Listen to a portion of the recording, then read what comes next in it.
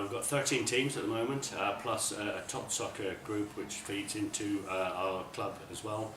So kids generally ranging from the ages of 3 up to under 15s at the moment. Since 2007 we got our charter standard status.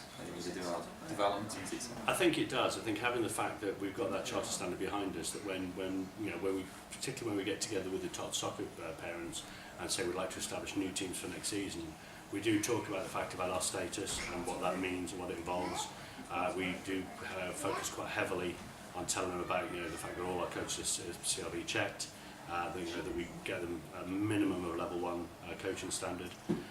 We're telling them this year about the DNA, the England DNA that we're trying to bring into the club. We were actually in the process of creating and writing our own DNA. Mentor. And we've got the mentor in as well. Personally for myself, with being a manager as well, the club mentor, he's opened different styles of coaching. I mean, obviously I've been coaching for a long time.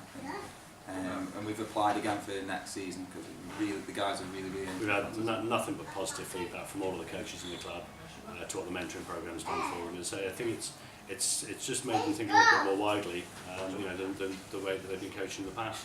Introduce some new ideas, some new training programs, and also enable them to sort of focus on 1 or 2 key areas, which has been really beneficial. Yeah, one of the main things that we did is about 2/3 of the way through the season is we issued a questionnaire to all of our parents. And that gave some really constructive feedback in terms of what they like about the club, what they would prefer us to improve, what ideas they've got of things we could do for the future. One of the things that highlighted is how well we communicate in terms of their child's development and their team affairs, but they want to be a bit more well informed about what we're doing overall as a club. And we also been able to find out quite a bit about what social media they use, so we can look at opportunities in terms of getting information to them through newsletters, social media, the website, that kind of thing. So we've got some plans that we're working on in terms of doing that going forward and for next season in particular. But don't underestimate the amount of work that our club secretary does as well, because he puts in a tremendous amount of hours to make sure that and it works really well. And we do have a really good group. I think we've got a really good group, we've got a core in particular. People who are willing to do whatever they can to benefit the children. That's ultimately, as volunteers, that's what we'll try and do, is to make it a decent club for the children. Me personally, what I like about the club is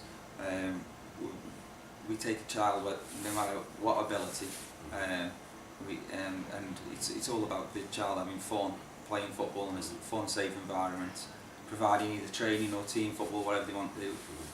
But basically, it isn't based on ability at all, is it? No, and that's the bit I'm most proud of about the club. Honoured, actually. I was shocked, honoured. It was.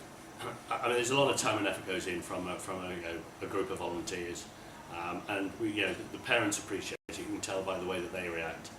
To get some recognition from outside of the club is fantastic, and I think when we actually announced our nomination at our presentation last week, and the room erupted. It was fantastic. It was really such a great reaction from the parents, and I think it's testament to that hard work that everybody in the club puts in.